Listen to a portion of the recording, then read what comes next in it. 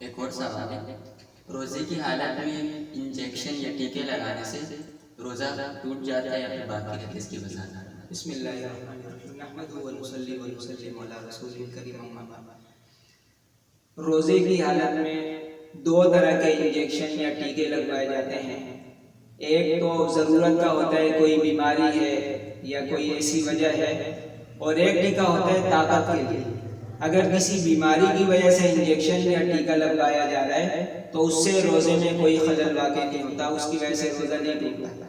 اور اگر طاقت کا ٹیکا لگوایا جا رہا ہے یا انجیکشن لگوایا جا رہا ہے تو اس میں دو صورتیں ہیں۔ ایک صورت تو یہ ہے کہ بندہ واقعی کمزور ہے جسمانی اعتبار سے یا روزے کی کیفیت کی وجہ سے، اس وقت طاقت کا اگر ٹیکا لگوایا جا رہا ہے تو بغیر کراہت کے ٹیکا لگوانا چاہیے۔ اور اگر جو ہے بلا وجہ لگایا رہا ہے، کوئی ضرورت نہیں ہے، تو پھر اس صورت میں اس سے بچنا ضروری ہے تاکہ جو ہے روزے میں کسی قسم کا خلل نہ آئے۔ واقعی